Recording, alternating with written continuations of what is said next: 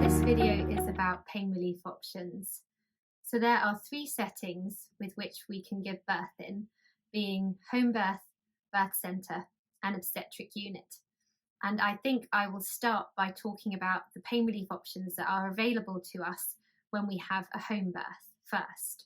So when we're having a home birth, I think it's a really, really good idea to talk to the midwives who are going to be looking after you during your labour and seeing if they have any complementary therapies that they can offer you when they are looking after you. So by that I mean alternative therapies like aromatherapy, reflexology, acupressure, anything like that that they can bring with themselves or have as a skill set to support you in your labour. They may not, but they may well do, and that would be a brilliant thing to be able to access when you're in labour, as they can be really, really helpful.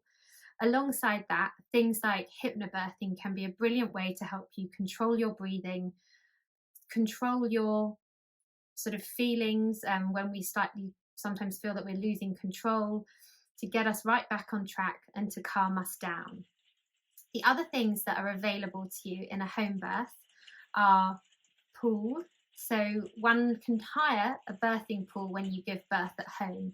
So normally you would hire the inflatable outer structure of the pool, but you need to buy the inner lining because that is where the water is put in, and we're obviously in the water, so that's the bit that we're actually touching. And obviously you can discard that after use, but then the hire company will take back the inflatable structure. So do have a look at that if you're thinking about a home birth, because it's really brilliant to have available to you, even if you don't want to use it to give birth. And it can be fantastic to use during the labour, or it can even be fantastic to use. I know quite a few people who have actually gone in with their birthing partner or their other half and their baby after they've given birth the next day, and just had a little lovely sort of soak in the birthing pool for a bit of relaxation. So I think it's well worth exploring and seeing if that is for you. And I would recommend that you would be hiring that around 36 weeks, so it's ready for you for when you go into labour after 37 weeks. The other things that are available to you are the Entonox. So that is nitrous oxide, so otherwise known as gas and air. And the midwife that's coming to your home birth would normally be providing that and coming along with it. It's something you can use, you can try using. If it's not for you, it's very short lasting, so you can try taking it, and if you don't like it, you can stop. But it can be a fantastic thing to breathe during the contractions to help you regulate your breathing, slow down your breathing, and give you that mild form of pain relief to be enough to help you carry on with those contractions as they are intensifying throughout the labour. And the other thing that is available for you to use in a home birth is a TENS machine. So a note to realise is that TENS machines are normally never provided by the birth centre or the obstetric unit or hospital you are under. It is something that you will need to organise and hire or buy yourself. So normally they are hired from about 36 weeks again, so they are ready for you for 37 weeks, which is what we call term. And you normally can hire them for about 6 weeks, so to take you to that post-date scenario in case you are going overdue. Likewise, if you are buying them, you can buy them whenever you like, but probably around the 36 week gestation mark is about the right time. And what TENS stands for is transcutaneous electrical nerve stimulation. There's 4 little pads that we put at the base of our spine, either side, and then a little bit further up the back, but below the bra strap. And the idea is that when you have a contract, you can have it on a low hum, emitting a low electrical frequency. And as we have the contractions, we can increase the boost button, which gives us a stronger pulse of the electrical nerve stimulation. And it makes our brain sort of query where the pain is coming from, and therefore make the contractions more bearable. Again, with the TENS machine, I think they can be brilliant in early labour and in established labour, because we can increase the intensity of it as the contractions are increasing. And also, if it's not for us, we can take it off. It's not long lasting. Its effects stop the moment we take it off and stop using it, and therefore it's brilliant to be able to stop it if you don't like it as soon as you want. So those are the forms of pain relief available to you in a home birth. The next setting to talk about is the birthplace setting, birth centre setting, and very much so you can use all of the forms of pain relief as previously mentioned in the home birth setting. So that is, ask your midwife, do they have any complementary therapies that they can offer to support you with? Think about hypnobirthing, which can help you control your breathing, which can be really, really useful in contractions, lowering the shoulders, slowing down the breathing, and just taking our time.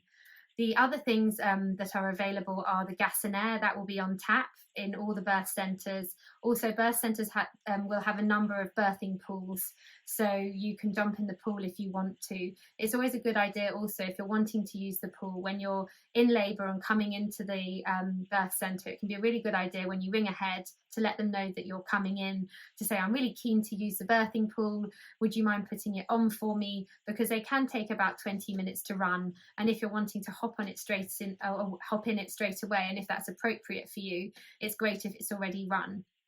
You can also use your TENS machine, which I said before you would be hiring yourself. But the other form of pain relief that you can get on a birth centre is something called pethidine or diamorphine. So this is an opiate injection which goes intramuscularly, so either in the buttock or the leg, and it's a strong opiate that can make us feel quite drowsy and quite often put us to sleep. It works for about 2 to 4 hours. So this is appropriate to be used in the very, very early stages of labour. It's not appropriate to use this later on in labour, as it crosses the placenta and it can make baby feel very sleepy and us. So it's for mainly really good use if we're having a really, really long labour and we just need that rest in the earlier part. That can be a really good pain relief to use. So those are your options in the birth centre placement. And finally, moving on to talking about what is available to you in the obstetric unit. So you can have all the forms of pain relief in an obstetric unit, meaning you can use no pain relief at all, or you can use the most strong form of pain relief, which is the epidural. So the epidural is a form of pain relief which aims to take away all of the pain, but it may well leave you with the feeling of pressure when you are having a contraction. So the epidural is administered by an anaesthetist, and how they do it is they will get you in a sitting position or a lying position on your side, and they will be looking at your back. They get a needle and they pass it in between two of the lower vertebra, by which they can then thread the plastic, very thin epidural catheter into the epidural space, and they leave that in there. They tape it securely to the back, and then they will tape it up your back, normally dangling over your shoulder. And quite often they will then attach to that what we call a patient-controlled analgesic device, so you can administer the analgesia yourself. The benefits of this are all of us have different body mass indexes, and all of us have a different need for anesthesia. So some of us will need more to get adequate pain relief, and some of us will need less. And this way you can control it yourself by pressing the button as you want. Obviously the device is set up that it will only let you administer safe amounts. So even if you're pressing it 20 times, it will only administer it once, maybe in that 20-minute period. And then when you're next pressing it again and it's safe to, it's in the right time frame, it will give you your next dose. Obviously, if an epidural is not working effectively, the anaesthetist would come back and they would have a look at the placement of the epidural in order to make sure it's in the right place. Alongside the epidural, there is another sort called a spinal epidural, combined spinal epidural. And that is when, just before they put in the epidural catheter, they actually put in some analgesia into the spinal column, and that gives us immediate analgesic effect. And then they leave the epidural catheter in the epidural space. So the CSE, the combined spinal epidural, gives immediate anesthesia, and then it gives us the option to top up the epidural thereafter. Whereas the epidural, just on its own, will normally take about 20 minutes to half an hour in order to give us the full pain relief effect that we need. So it's worthwhile thinking about which one is right for you and which one your unit does, because all obstetric units, they can do it slightly different. Not all offer a combined spinal epidural, only some will offer that. So just so you can manage expectations about exactly what is available to you, do check with your midwife what you can get on your particular obstetric unit. And the final thing that I would like to say is to just draw your attention to a really, really useful website that has lots of good information about pain relief. So if you'd like to grab a pen, if you haven't done already, do write down this website address and check out their pain relief comparison leaflet. So the website address is www.labourpains.com, and it's basically a whole website dedicated to talking about pain relief and how it can affect us.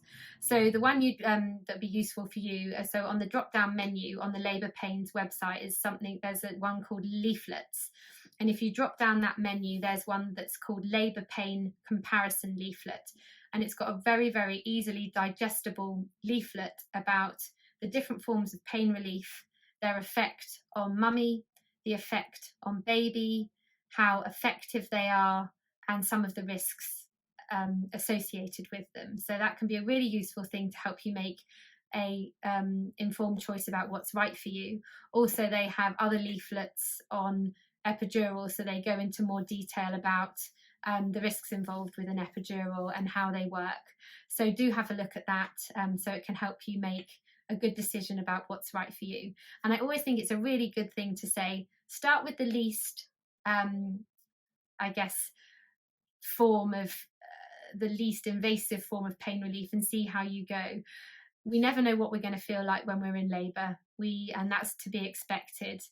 But go in with an open mind if possible, and start with your bath or putting your shower head on your tummy or your back.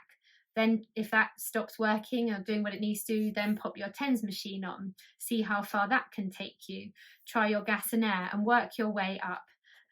Because who knows, you might be able to do it with less, you might be able to do it with more. It really doesn't matter. It's about what is right for you, and helping you choose that.